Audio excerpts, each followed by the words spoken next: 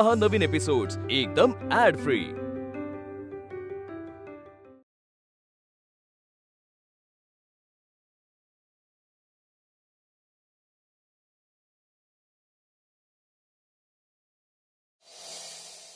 सरिता, ए सरिता, आले आले सुलवाजी आले। काय म्हणताय? अगं तुझ्याकडे एक कपभर दूध असेल का? कपभर दूधच हवंय ना की चहा करू तुमच्यासाठी? चहा केलास तर उत्तमच, पण तरी ग्लासभर दूध मात्र शिल्लक ठेव। मग कपभर दूधच देते तुम्हाला, या। अगं ते देशील ग, पण दूध शिल्लक ठेव। काय आहे, अंकिताला म्हणाव ते दूध शंतनूला दे, केशर आणि बदाम घालून। आता हे काय मध्येच तुमचं? हेच काही नाही ग, तू काही बोलत नाहीस, पण तुझी एक हितचिंतक शेजारीण म्हणून मी बोलतेय की काही। मला ना तुम्ही काय बोलताय ते काही कळत नाहीये। आता काय बोलताय म्हणजे काय? हा, किती वर्ष झाली दोघांच्या लग्नाला? 1.25 वर्ष झाली। हो, दोघही अजून तसेच फिरतायत। त्यांचा काय पुढचा विचार आहे की नाही नातवंड वगैरे द्यायचा तुला? म्हणून मी म्हणते तुझी काळजी वाटते ग, म्हणून म्हणाले तिला सांग शंतनूला दूध द्यायला केशर बदाम घालून दे। हो अच्छा अच्छा अच्छा, त्याविषयी बोलताय हो तुम्ही? नाही, तुमचं पटतंय मला, पण आपण तरी किती मागे लागायचं ना त्यांच्या? नाही, 1-2 वेळा मी विषय काढला होता, पण आता हल्लीची पिढी तुम्हाला माहितीये ना, काही म्हणून उत्तर द्यायला तयार नाही। आणि मागे तरी किती लागणार आपण मुलाच्या? हेच म्हणा, अवघड होऊन जातो हो एकदम। आणि ऐकतील तर ना आपलं। आणि आमची सुनबाई तर तुम्हाला माहितीये, तिने जर माझं ऐकलं असतं तर प्रश्नच नव्हता ना। हे सुना ना नेहमी अशाच करतात। सासवानी एक सांगितलं की जाऊन नेमकं त्याच्या उलटच काहीतरी करायचं असतं त्यांना। म्हणूनच आपण काहीही बोलायचं नाही। हो, पण जर बोललोच नाही तर मात्र त्या आपली मनमानी करत सुटतात। म्हणून म्हणते ग, काळजी वाटते तुझी। अहो पण मग करायचं तरी काय, मी सांगा बघू। आता मी तुला सांगते, एक काम कर, तू ना सरळ अंकिताच्या आईला फोन लाव। हा, अहो सासूबाई, काय सरप्राईज आहे? अगं सरप्राईज आहे ना, तुला आधीच सांगितलं तर सरप्राईज कसं मिळेल? अहो पण असं काय करताय? काहीतरी डेंजर दाखवू नका बरं का, मला भीती वाटेल असं। दाखवत नाही मी तुला, प्लीज। भूत भीत कसं दाखवेल? मी भूतच आहे, पण तुला ते बघितल्यावर खूप आनंद होणार आहे, सरप्राईज मिळणार आहे। अरे मम्मी, काय सुनबाई, कसं वाटलं सरप्राईज? खूप भारी सरप्राईज आहे। ऍक्च्युली माहितीये का, याच्या बदल्यात मी तुमच्याशी 1 तास नीट वागणार आहे। वा वा वा, माझ्यासाठी हे भारी सरप्राईज आहे। मम्मी काय आणलंस माझ्यासाठी? कणकेची बिस्किट तुपात। चुलीवरची का? चुलीवरची? हो, म्हणजे हल्ली पुण्यात सगळं चुलीवरचं मिळतं ना, म्हणून आपलं विचारलं। सासूबाई, उगाच पुण्याला नावं ठेवायची काहीही गरज नाहीये, कळलं ना? आणि आता पुण्यात जगातली सगळ्यात भारी तुपातली कणकेची बिस्किटं मिळतात तर मिळतात। बरं बाई, तुमचं पुणं भारी, मग तर झालं। मम्मी तू हातपाय धुवून घे, मी चहा टाकते तुझ्यासाठी। हा चला, चल येते मी घेते। ये ये ये मम्मी, तुमचं चहा टाकता? ये।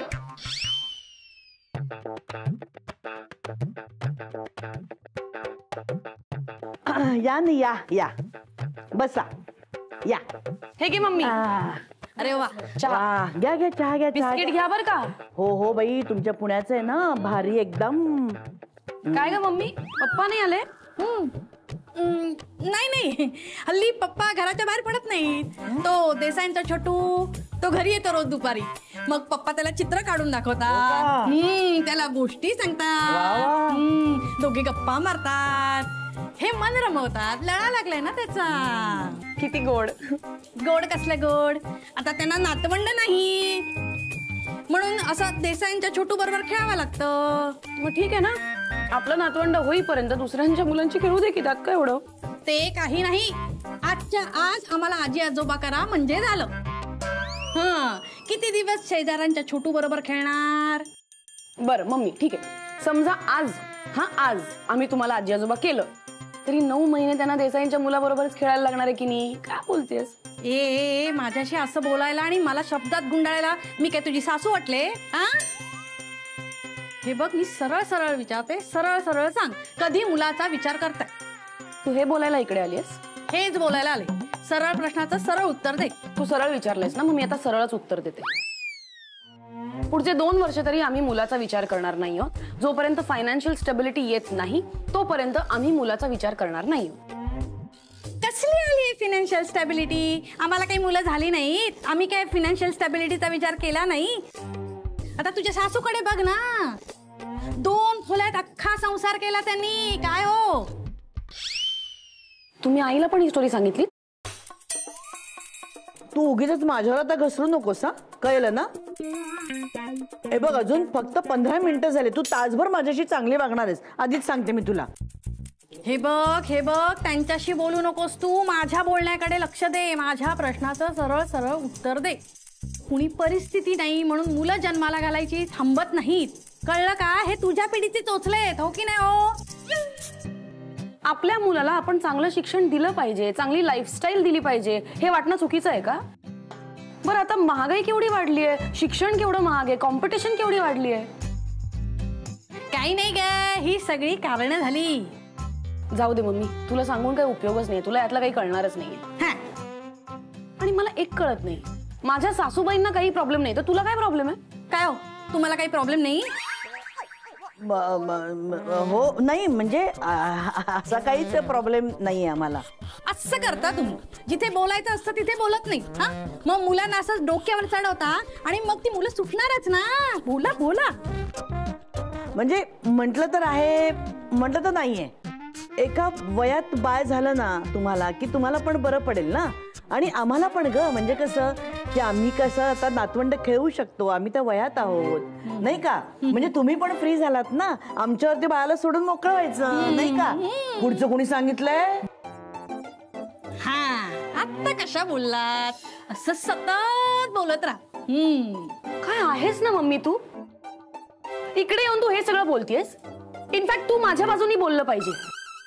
आणि सासूबाई, इतके दिवस तुम्हाला काही प्रॉब्लेम नव्हता, आता अचानक काय प्रॉब्लेम झालाय?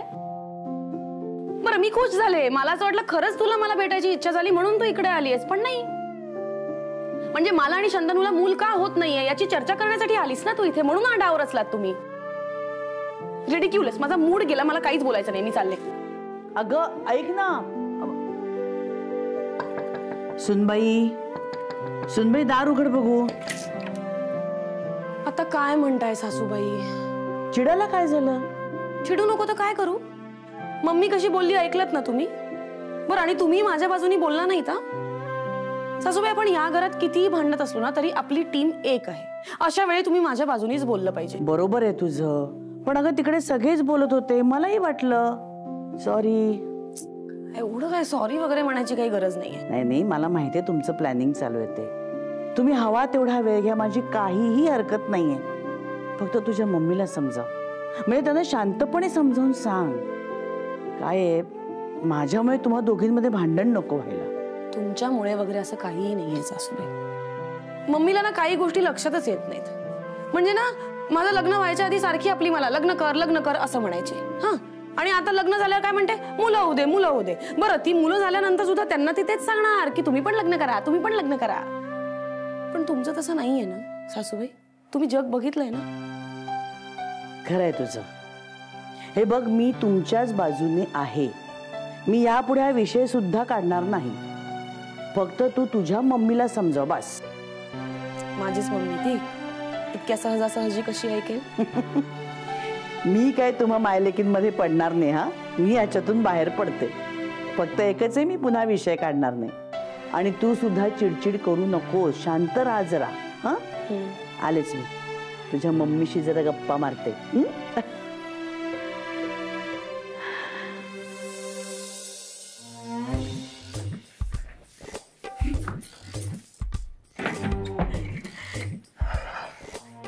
काय झालं?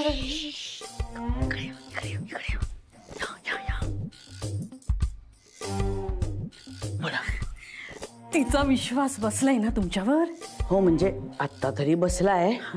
तुम्ही म्हणालात म्हणून मी तिला सॉरी म्हणून आले. पण नक्की तुमच्या डोक्यात काय प्लॅन चालू आहे ते सांगा ना. माझ्या डोक्यात असा प्लॅन चालू आहे की मी उद्या सकाळी लवकर उठणार आणि फळवाल्या बाबांकडे जाणार आणि त्यांच्याकडनं लाभदायक प्रेमाचं पेरू घेऊन येणार. तो पेरू आपल्या अंकुने आणि शंतनूने खाल्ला ना ही आपण आज्या होणार. मज्जा. पण कसं आहे, अंकुला तो मी पेरू खायला दिला तर तिला संशय येणार. तुम्ही आता तिला सॉरी म्हणालेत ना, मग तिला तुमच्यावर संशयच येणार नाही. म्हणून तर सॉरी म्हणायला सांगितलं ना मी तुम्हाला. नाही हे सगळं ठीक आहे, म्हणजे आता तरी तिचा विश्वास बसलाय माझ्यावर. पण नाही असं पेरू बिरू खाऊन कोणाला पोरं बिरं होतात ह्या गोष्टीत माझा स्वतःचाही विश्वास नाही हो बसत आहे. कशा सासू आहात हो तुम्ही, सुनेने गुंडाळून ठेवलंय तुम्हाला. होय हो, अगदी पार गुंडाळून ठेव. हो तुमचीच लेक आहे ती. म्हणूनच काळजी वाटते ना. आणि राहता राहिला प्रश्न पेरूचा. माझा फळवाल्या बाबांवर पूर्ण विश्वास आहे. लाभदायक पेरू चमत्कार घडवणार. आमच्या बाजूचे देसाई आठवते का, देसाई? हा, त्यांना 8 वर्ष मूल नव्हतं. पेरू खाल्ला आणि त्यांना फळ मिळाला, मूल झालं ना, मूल. हा, चमत्कार चमत्कार बाबा. काय सांगताय काय? पण कसं शक्य होय? आता कसं आणि काय विचारू नका. तुम्हाला जमत नाहीये ना, मला मदत करा. मी देणार तो पेरू खायला. घाला. पेरू खाल्ला की आठवड्याभरात गोड बातमी आणि वर्षभरात या घरात मूल येणार. आज्जा मज्जा. पिल्लू दर पेरू खा. अगं मला नाही आवडत आई पेरू. काय चाललं तुझं? हे आवडत नाही ते आवडत नाही. आता कुक्कुल बाळ आहेस का तू? हा इतका का आग्रह करतेस तू पेरूची फोड देण्याचा? मी सांगते ना तुला, खा मग. मुकाटाने खायचं, काही बोलायचं नाही. घे बघू. हा खुश. अगं सुनबाई, ए सुनबाई. काय म्हणता सासूबाई? ये बस, पेरू खा. बापरे, मला नको पेरू. ए नको काय, खाल्लाच पाहिजे. असं कसं करून चालेल? सासूबाई, आत्ता एक वेळ खाईन मी तो पेरू, पण अख्खा दिवस एखादी बी कुठेतरी दातात जाऊन अडकेल. मग अख्खा दिवस जिभेने अशी ती बी काढावी लागेल.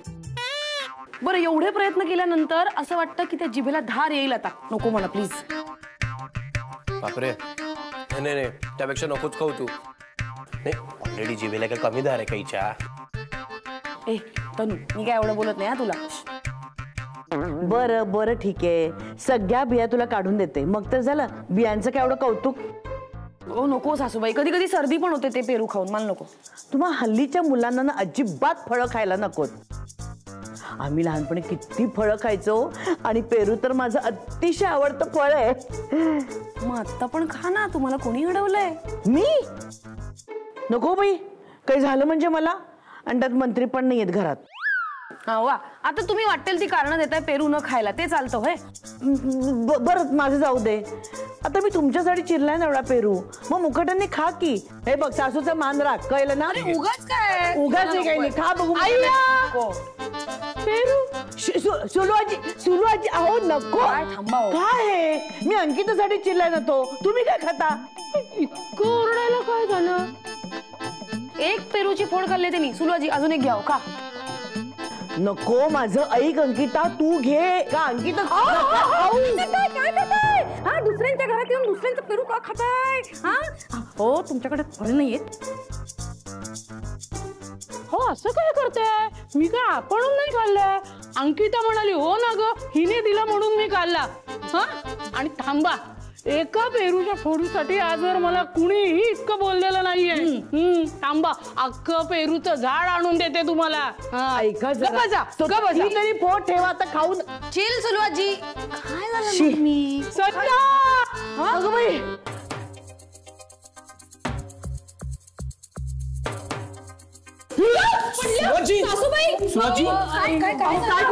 काय? अगं जराशी चक्कर आली. आता बाई, मला असं वाटतंय की पेरूचा परिणाम सुरू झालाय. बाई, काय दिव्य बघावं लागणार आहे. सुलू आजी तुम्हाला सांगितलं होतं ना पेरू खाऊ नका. झालं ना त्रास झाला ना. पेरूचा काय संबंध आणि पेरू खाऊन चक्कर कशी येईल मम्मी काही बोलतेस. मग पाणी आणू का. पाणी आणू तुमच्याकडे. पाणी पाणी पाणी नाही मिठाचं पाणी द्या. मिठाचं पाणी द्या. सगळं उलटून जाऊ दे. मी काय म्हणतोय हे सगळे उपाय सोडा. मी डॉक्टरांनाच फोन करतो. आपण आत घेऊन जाऊया सुलू आजी तुम्हाला. चला उठताय का. आता जर डॉक्टरांना कळलं की सुलू आजी गरोदर आहेत तर काय मोठा प्रॉब्लेम होणार आहे. डॉक्टरांचं राहू द्या हो. सुलू आजींनाच कळलं त्या गरोदर आहेत तर काय होईल. मला वाटतं त्यांचं ब्लड प्रेशर अचानक वाढलंय. त्यांची काही दगदग झाली आहे का कोणाशी भांडण झालंय का त्यांच्या अंगावर कोणी एकदम ओरडलंय. नाही नाही नाही असं काहीच झालेलं नाही. नाही का हो आत्ता या बरं आहेत ना. म्हणजे फक्त ब्लड प्रेशरच वाढलंय ना त्यांचं. तुम्हाला जर शंका वाटत असेल तर तुम्ही ब्लड टेस्ट वगैरे बाहेरून करून घेऊ शकता. अहो ते नंतरच झालं हो. पण आत्ता काही नाही ना झालंय. म्हणजे काय पूर्वी डॉक्टर ना असे नाडी तपासून सांगायचे बाई प्रेग्नंट आहे की नाही. म्हणजे तसं मला. प्रेग्नंट म्हणजे अहो कोण. नाही नाही अशी आपली एक म्हणण्याची पद्धत हो. नाही का शंतनू त्यांचं काय ते बिल आहे ते दे बघू त्यांना. आणि बाहेरपर्यंत सोडून ये. तो येईल तुमच्या बरोबर. नाही मी माझा जाईल. आणि हो माझी रक्कम जी आहे ती तुम्ही मला ऑनलाईन पे करा. बरं पिलू. हो द्या. हा घेतो मी. हो थँक्यू. ते हा थँक्यू. थँक्यू.